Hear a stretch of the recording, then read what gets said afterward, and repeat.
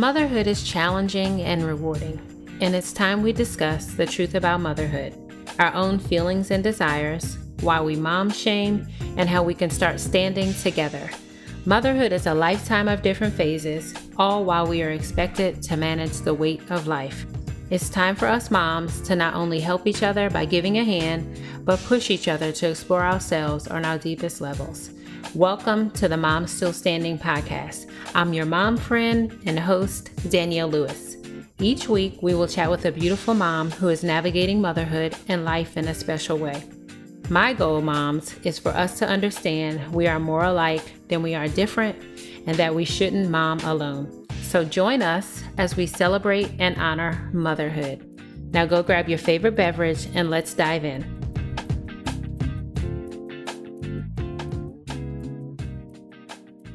Shopping, joy, red and green, family, decorations, holiday parties, togetherness. These are some of the common themes for the holiday season. Hey mom friends, this episode I'm talking about the holiday season and the mixed bag of emotions that it brings. The most wonderful time of the year is approaching, and for some, it's the most dreaded time of the year, especially for those that have experienced loss. And for those that are now living a new normal. Sadness, depression, loneliness, and other emotions can be especially strong during the holidays, and as a result, can make the holidays difficult for some to navigate. I personally know this all too well because when I got separated in 2009, I went from being married to separated, and over those years, I had to acknowledge my feelings of loss. Like my family unit had changed, loved ones had died, and life during the holidays just began to feel and look a lot different than what I had been previously used to. It was really a struggle during those early years of separation. It's a lot of sadness and a lot of loneliness that really gripped me. And honestly, y'all, I suffered. I suffered in silence many years. I didn't share how I was feeling with others. You know, quite frankly, I don't even really remember people like asking me how I felt and how I was dealing with the holiday season with my situation. And so instead of surrounding myself with others, I just embraced being alone. I embraced solitude because for me at the time, it was just a whole lot more comfortable to do that. And so, of course, when I went to work, when I went to church and other social events, I had on my happy face. In my private time, I was caving. My emotions were like getting the best of me. I always, for the holidays, did enough for my children to experience great Thanksgiving. When we were home for Thanksgiving, I would cook. For Christmas, I would put up decorations, buy presents, all of that stuff. For the most part, I did that. But then it was like after all that, I was usually so exhausted. I was right back on the couch, snuggled up, really depressed. And a lot of times, I don't even think that my kids knew that. And I just remember this one Christmas where I just did not have it in me, y'all. I just was not in the holiday spirit. I was not in the Christmas spirit. I just wasn't feeling it. And it showed because I did the bare minimum. Like all I did was put up a Christmas tree and that was it. And so I'm so grateful for the fact that my children were able to spend Christmas with their dad because it was a totally different experience for them when they were with their dad. And then for Thanksgiving, they were usually with me. And so it was a transition for both of us. And as the years went by, I began to learn how to recognize when the season was coming up, what I need to put in place so that I was getting ahead of my depression and getting ahead of my loneliness and getting ahead of my sadness, and how to really prepare and plan for my holidays to be an uplifting experience. And so today, I just want to take a little time to share how you can do the same, how you can set out to be intentional on making your holiday season uplifting, to make it joyous, and that it doesn't have to be sad even when you're feeling sad. So I want to just share a few things And the first thing I want to share is during the holiday season, like how important it is for you to care for yourself, moms. And when I say care for yourself, if this is a difficult time for you, this holiday season, Thanksgiving, Christmas, New Year's, you really have to acknowledge that. You have to acknowledge your feelings. Like, what are you feeling? Are you feeling sad? Are you grieving? Grief shows up differently on all of us. We all process grief differently. And so we have to be aware of that. We may be thinking nothing's wrong with her. She's not crying. She doesn't seem sad. But is she isolating herself? Does she seem detached emotionally? So again, grief looks differently in all of us. Are you feeling lonely? Acknowledge your feelings. And not only that, like share your feelings with someone you trust. I feel like this is important because when you share your feelings, then people know exactly how to care for you during this time. I think it's also important to pay attention to what you need. Like, do you need moments where you need to be by yourself to reflect? Or do you really need to be with others? Or is there a balance of both? Like, I needed both. I needed my time to be by myself. I think that's part of just my personality and being an introvert, that I get recharged in moments of solitude and silence. But too much of that is not good for me as well. So I needed both. I needed time to be by myself and reflect. But I also definitely needed to be with my family and be with my friends around the holiday season. So I say, if you're that type of person where you like to be alone and you need to be alone, I say to also just be open to people checking on you and know that the people around you, they care about you. They may not always know what to say or exactly how to comfort you, not unless you tell them. That's why communication is important.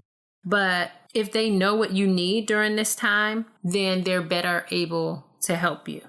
And if you know what you need, express it so that when people are inquiring, then like the communication's there.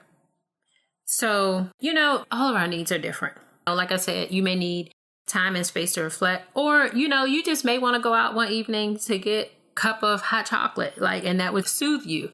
Or whatever it is, just express that. Know what you need. And if you don't know what you need, kind of explore, kind of figure that out. What do I need? What would comfort me during this time? What would lift my spirits during this time? And sometimes when we know that it's a difficult season for someone, if you're on the other end of the spectrum, we don't always know what to say. And that's okay. You don't have to be there to solve anyone's problems. Sometimes your very presence is helpful to a person struggling during the holiday season. So it's important that as you strive to care for others during this time, that you do that without being overbearing. And as I said, sometimes it's just your presence that makes people feel comforted and makes them feel like you care. You can also invite someone out to lunch, invite someone else out to dinner. I mentioned hot chocolate. Take them out and get, a nice warm cup of hot chocolate or whatever your favorite warm beverage is. I think that would be fun. I know, was it last year or 2 years ago? Some friends and I got together at another friend's house and we made different warm beverages. So I'm not a coffee drinker, but we made, I don't even know what it was. I know it was good. I know we got some Baileys. We had whipped cream. We had marshmallows. We just had all these warm beverages, and it gave me an opportunity to really try some different beverages that I had not tried before. And it was just fun. It was fun. It was explorative. It was just a really good time. So I just say be open to some new experiences with friends and family if they invite you out as well. Baking someone their favorite pie or their favorite dish. That's a way that you can care for someone. Sending an encouraging card or calling someone when they're on your mind to check in on them. Those are ways that you can care for someone as well. Listening. Sometimes we just need to listen. It's such an important thing, but a lot of times we miss it. Just listening, just sitting and listening to someone as they express themselves and as they just share their heart is very important too. And I think above all, praying for people that are, having difficulty during this time is just so, so important because your prayers will accomplish what you can never accomplish. And if you're really not sure what to do or how to care for someone, I say pray and ask God to show you how you can be a comfort to them and how you can bring peace to them, how you can bring joy to them during this time. And God will definitely show you. Create a plan for the holidays. So moms, if you're in a situation where you're co-parenting, where will your children spend the holidays? Like, don't wait till the last minute to try to figure that out with the other parent. Like, get ahead of that. Like in October, end of October, start thinking about what the plans are for your children. And then as you figure that out, start thinking about what your plans are. If your children are going to be away, plan on where you're going to spend the holidays, or plan on what you're going to do. If you have a project at home that you want to finish, make time to do that. But I just say, don't isolate yourself. The holiday times are not the time to just be totally alone. I know you may want to have a day here and a day there to catch up on some things or to get some rest or to, tackle a project. But there is comfort, there is hope, there's joy, there's encouragement in community. And, from myself to the Mom Still Standing podcast listeners, we can't mom alone. We can't. We can't afford to not be there for one another, because there's strength when we come together and when we embrace each other in the good times and in, our low times. So we're not doing the holidays alone, y'all. Surviving family gatherings and holiday parties so you're not overwhelmed. So, there's no one size fits all approach here. It's really just a mixed bag of just communicating effectively, preparing, planning, because we all have very unique families and some people in our families are triggers. And so I think just as you're thinking about, and planning your holidays, be thinking ahead about whose family gathering that you're going to go to. Think about your holiday parties that you're going to decide to attend. For me, I know a big deal for me was showing up alone at holiday parties. So find yourself a girlfriend, find yourself a buddy that, you can link up with and you all can go to some holiday parties together, or create your own. There are times where I created my own event and had women over and we did gift exchanges, we did potlucks. And it was such a joy. I didn't always know how they were going to turn out, but they were so life-giving for everyone that attended. So if you are feeling like I don't have anything to do, I don't have anywhere to go, create it. Create it. You be the change that you want to see. You create what is not readily available. And then I think going back to just caring for yourself and caring for others, just be sensitive and aware to, how certain people are feeling during this time. I think that's very important. I think sometimes our family members can be a little insensitive, especially if you're single and they're like, you ain't got no man yet. So just be mindful of how you're going to respond to that so that you're not letting it tick you off and get you angry, or when you realize that, somebody in your family had a little bit too much to drink and, they're starting to get a little testy and that may be a trigger for you. That may be a sign that you need to exit door left, So the holidays are not meant to be overwhelming, but the reality is that they can be overwhelming when we get together with our family and gather with other people. So just do the best you can to be mindful of, where you're going to be and who you're going to be fellowshipping with at this time.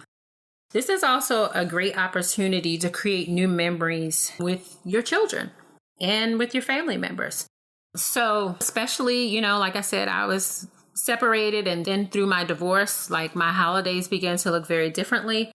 And so I had to start creating, new memories with my boys. And so there were times where we had a live tree. There were times when I had these little miniature trees. I had a purple tree because that's my favorite color. Then I had a little blue teal tree for them. Sometimes I would decorate inside the house. Other times I would have lights outside the house. So it's many different things that I have done differently over the years. And that includes, where I chose to spend my holidays. Sometimes we would drive to different states to spend time with family. Sometimes we would be right here and be spending time with another person's family. There were times where I was invited out to other people's houses during the holiday times. And oftentimes, honestly, I would feel a little awkward because it would be like, I didn't want to always feel like I was that single mom that was just tagging along with somebody else's family. And I think that was just my own perception of the invite. It was never how they really felt. I was always welcomed. My children were always welcomed. And it was always a great time of fellowshipping and embracing experiences with another family. So I just say be open to creating new memories with your children, your own extended family, and other families. Give. Giving is a way for you to impact someone else's life, and it's also a way to get your children involved in becoming givers and the importance of giving. One of the things that I have enjoyed doing over the years is giving greeting cards. Like, I love receiving greeting cards, but I enjoy giving greeting cards, not just over the Christmas holiday season, but Easter and Mother's Day, different holidays. I just like to express myself and my care and concern to others by giving greeting cards. And so that's something that you can do. You can participate in different holiday gift giving events, such as the Salvation Army has the Angel Tree. There are so many opportunities in, our cities to be a blessing to the less fortunate during the holiday season. Angel Tree is a wonderful way to pour into a life of a child or even a family. And if you're not familiar with what the Angel Tree is, these little angel trees that are like cutouts, and usually on them they have the needs and the wishes of one particular child, like everything that they desire to receive for Christmas, or it could be a whole family. And I've actually done both, where I've taken care of a whole family and purchased the items that were on their list. And I've done it where I've just purchased items just for one particular child. It was such a blessing to be able to go out and shop for that child and shop for that family, knowing that when they woke up on Christmas morning, that those smiles will be because of what you have taken the time and the effort you have taken out to go and bless them with the desires of their heart for the Christmas season. So give, get involved. A lot of churches have opportunities to give. A lot of times our jobs have a lot of opportunities to give, whether it's just a food drive, whether it's volunteering in the food pantry. I remember one year, me and my kids, we went to the Salvation Army and we served the women at the Salvation Army. There have been times where I've gone down to the Ronald McDonald House and served the families that are living in the Ronald McDonald's house. So there's really no excuse, no reason why you can't take part in a giving opportunity during the holiday season. There are plenty of activities that you could take part in. And for me, there's just something about seeing others smile, knowing that they're so grateful, knowing how appreciative that they are. It just really brings joy to my heart to be able to do those things for other people. And lastly, gratitude. So it's like, in spite of what you're feeling, in spite of your sadness, in spite of, you reflecting on your loss and those people that you love so dearly that are no longer with you, acknowledge like what you're grateful for, acknowledge the goodness of God in your life and others around you. Gratitude is not meant to take away our sadness. I'm not saying be grateful, don't be sad, da, da, da, da, da. I think there's a balance with everything. But what I'm saying is that when we take the time to think about and even list out and write out and speak forth the things that we're grateful for, I think it just shifts our mind. It shifts our mind from feeling one way to really embracing the goodness of God and realizing how blessed you are. So I think it's definitely a practice that we need to amp up through the holiday season, because sometimes we can be so overwhelmed with the holiday season, whether it's just the grief of a loss or whether it's just overwhelmed with all the shopping and the ads and the busyness of the season. I think just taking time out of each day to just really reflect and to thank God for his goodness in your life is something that's very, very, very valuable. I just thought of something else. the Lifetime movies and the Hallmark movies are very, very popular throughout the holiday season. So invite somebody over, to watch either your favorite Christmas movie or their favorite holiday Christmas movie. Like, how cool would that be to just experience that with someone else? I remember one of my girlfriends invited me over, and I don't even know if it was a holiday season. I can't remember. And she was watching The Notebook. I had never seen that movie before. Let me tell y'all, I fell in love with that movie. I'm like, how did I not know this movie existed? So just be open to different experiences, and you'll just be amazed of how uplifting your spirits will be when you are open and intentional about fellowshipping with others, especially during, your times of sadness and definitely feeling, very low. Sometimes the most helpful actions during the holidays for someone that is grieving is to just be a source of comfort. A lot of times just your presence, as I said before, your availability, like letting someone know I'm here if you need something, is just very, very comforting. As I said before, listening, just sitting and listening. Not trying to fix it, but just listening is a source of comfort. We don't have all the answers. So that's why listening is very important, because a lot of times people don't want you to fix it. They just want you to just listen to them express what's on their heart. And so think about that. This holiday season, especially the elderly, they just want somebody to just come and sit with them. Just the presence of another person is very comforting for them. It makes them feel loved. It makes them feel valued. And I think it's just a beautiful, beautiful thing to be able to just offer comfort and peace to others during the holiday season. And so I just hope that I know I didn't have any order to that. It was just kind of like trying to free flow. But I just hope that you find hope. I hope that you find comfort, and I hope that you find encouragement in this episode. It's just a short, quick episode that I just wanted to drop to let you all know that I'm thinking of you, and to let those listeners know that may find this holiday season, the approaching holiday season, to be a little difficult, that I'm thinking of you. I too am experiencing some of those same feelings. But I've been very intentional over the last few years about making sure that I am spending time with my family, that I'm taking part in community activities so that I am not alone and I'm not feeling alone. So God bless you all. Thank you so much for listening. And please have a happy, happy Thanksgiving and be safe out there. Peace. Thank you, moms, for tuning into this week's episode of the Mom Still Standing podcast. Make sure you head over to iTunes and subscribe. If you found this episode to be informative and encouraging, please write a review so that we can continue to empower moms everywhere. In the meantime, remember, connected moms don't mom alone.